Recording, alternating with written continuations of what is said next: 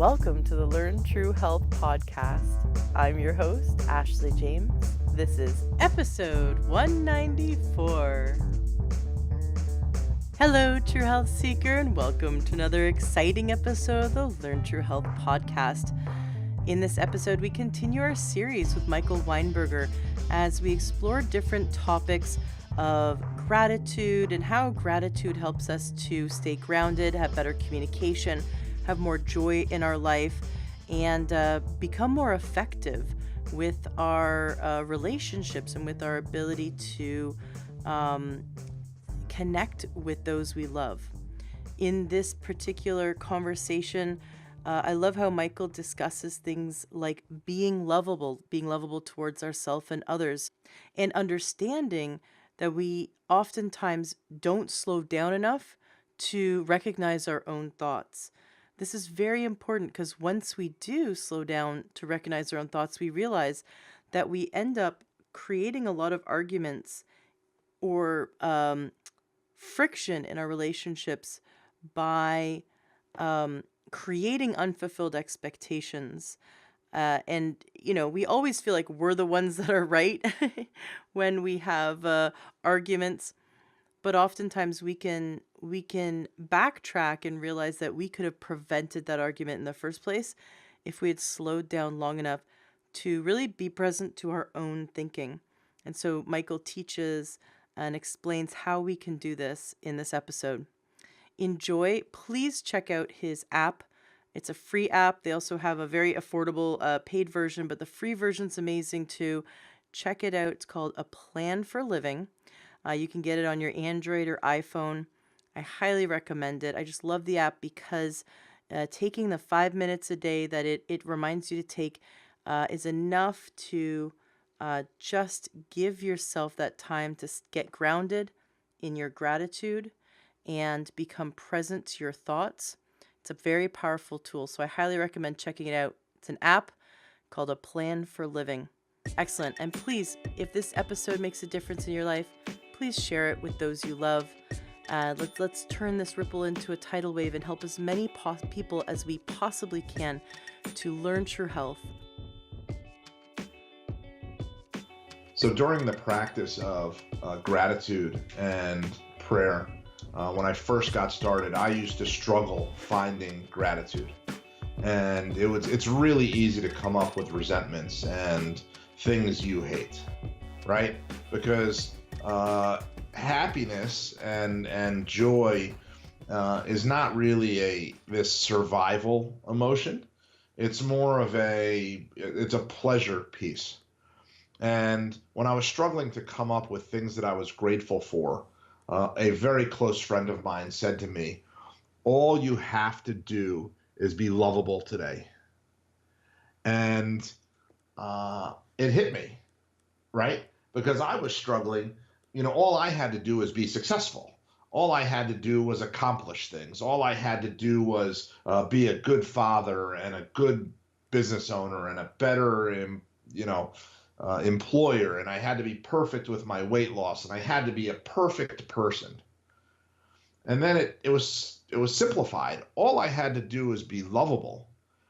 And the best part about being lovable, there's literally no right way to do this. And so for me, something that I've learned in the practice of A Plan for Living is this. There's no right way to do gratitudes. There's no right way to pray. There's truly no right way to meditate. And the process of going through this and practicing these exercises results in creating a more lovable person. And by being lovable, I'm able to be more present. I'm able to connect more intimately with those people around me. And I'm able to solve problems. And so if you could think of an example of someone that is difficult to work with or someone that is difficult to be around, typically it's much harder to solve problems with that person because you're set up to fail, right? You're set up to constantly justify yourself or rationalize or defend your position. But if you're lovable, things are able to be worked out a lot easier because that connection to be, the other person in the equation is there. And so, for example, with my wife, I can come home and be defensive and jump on her for not having dinner made or not having the house clean. And just to get this out in the open, it could be my husband as well, right? I simply want to give the example that it's whoever stays home versus whoever works, or if everyone works, right? You can immediately come home and attack your spouse or significant other for not having something accomplished because you're frustrated. But if you came home and you were lovable and you just wanted to hear about the other person's day and share and connect with them, your relationship will significantly improve. My relationship has significantly improved as a result of that. And also, if there's something that you wanted to get done, I mean, by being lovable, asking them, well, I really want this to get done. How can we work towards having this accomplished instead of you should have done that? Why didn't you do this? One makes them feel honored and respected and loved, and the other one makes them feel like they're your slave. And so what kind of it's two totally different relationships. And oftentimes when we feel respected, appreciated, and loved, then we want to do more for that person. And so, in a kind of a great side effect way, by being lovable, people will want to do more for you and with you. That's right. And you'll want to do more for yourself, right? You'll have a drive to want to take care of yourself if you love yourself. Can you give an example as I to suffer. how to be more lovable towards yourself? Sure. I suffer with bipolar disorder, and I have suicidal thoughts on a very regular basis. And eating healthy and trying to make the next right decision is difficult at times. And I'm quick to beat myself up when I eat poorly, right? And I don't know. People might do that. I find that I hear that a lot in my practice, where people immediately insult themselves for, oh, well, I overate, I'm an idiot, right? But if you can be compassionate and love yourself, then it's not a catastrophe. It's not the end of the world. And you could now talk yourself through this situation, and you could become your own coach, right? So you could be lovable in the sense that, hey, let's make a better decision next time. That's literally being lovable with yourself. Mm. Offering yourself forgiveness is being lovable with yourself. And so all of a sudden, when I start to eat healthier, all of a sudden my brain is less fogged. All of a sudden gratitudes are easier, and I'm able to make cleaner and clearer decisions. So I'm more lovable to myself, which in turn makes me more lovable to other people. What other sentences or questions, like affirmations or questions, do you ask yourself to help you become present to being lovable with yourself? I honestly, there's certain things that I put in my prayer list to help slow me down, and I put them in on a daily basis. And those include practice humility, practice being present, practice forgiveness, practice patience. Those words, those thoughts help put me into a better state of mind, right? Because if I'm practicing forgiveness, it doesn't have to be for me, but it can be. And it could be for those around me, right? If someone makes a mistake or does something that, let's say I get cut off. It's a real simple example. I could practice forgiveness. Well, the next time I cut somebody else off, I could practice forgiveness for myself, right? And so those are the thoughts that I keep in mind, that I keep present on a daily basis.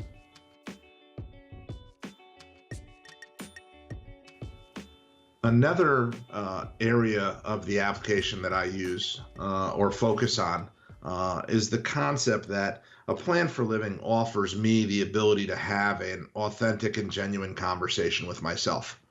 And everyone's familiar with the voice in their head. Some of you might be listening to this thinking, how soon is this going to be over? Because I can't wait to move on to the next topic. And if I just caught you thinking that, that's an example of what I'm talking about, right? You want to be present, but you're not present, right? You're so distracted, you don't have an opportunity to actually experience the life you're living. And something that I've learned through the practice of gratitude and meditation and mindfulness is that there's two types of conversations that are continually going on in the world and in my life. One are the conversations I have explicitly, and two are the conversations I have without ever sharing the words with anyone. And so, for example, I might have a conversation in my head with my business partner, and I might have a direction or a focus that I want my business to take, but I never say it out loud, right? And I continually get agitated by the lack of direction or focus or whatever it is because it's eating at me. But every time I talk to him, I pretend that things are fantastic, right? And I don't know, I'd imagine that many of you can feel this way. I know that in my relationship with my wife, things would go that way. I have concerns about financial insecurity. And in the back of my mind, I'm thinking, why can't we save more money? And when I'm talking to my wife, I'm thinking, sweetheart, you're doing such an amazing job and everything's great. And then in the back of my mind, I'm like, why can't we save more money? And so if you could visualize kind of two people walking up a flight of stairs, I'm walking up a flight of stairs in an accelerated pace, right? And so for every conversation I have with my wife, I we take a step. And for every conversation I don't have with my wife or that I should have with my wife, I take two steps. And so now I have a lot of time to be alone with myself. And so you can imagine sometimes I'm on like the second floor before I actually circle back and connect with my wife. And she's having her own set of conversations. And her set of conversations could actually be taking her into the basement or on a completely different path. And when we connect as people, all of a sudden we start to argue, but we're facing different directions or we're on different floors. And so sometimes it's difficult to visualize that because you're at the table and you're thinking, she knows everything I've said because I've thought it. Right? How often does that happen? Well, my wife knows what I think about when I'm not here, so she must understand why I'm upset about this or that, right? And the thing that has saved me in my relationship is this: we have to reestablish a baseline whenever possible, so we know what we're talking about. Because there's many times I've had arguments with my wife and she says, I never even talked to you about that, right? I don't know if that happens to you. It happens to me all the time. And with the people I work with, they seem to have that same experience. They're not saying, you might have different versions of what retirement looks like, of what vacations look like, of what you're planning to do this weekend. It could be as simple as you have a different version of what dinner should be. And if it's never expressed out loud, how could you ever expect the reality to align, if that makes sense? Mm-hmm. It sounds like we create these expectations in our mind because we're alone with ourselves all the time, but we're maybe not always with our spouse. So like you said, we're having these conversations, we're thinking things through, we're imagining the future. we have built this idea of the future, and then we expect our spouse to just automatically be on the same side, or our business partner, or whoever we're working with. And what we're actually doing is we're projecting unfulfilled expectations onto these people. So we projected these expectations, then they're not able to fulfill them because we haven't clued them in, and then we get upset at them for not just automatically catching up to where we are. That's right. And to basically, this is what kind of hit home for me in the development of the app and in my own personal development.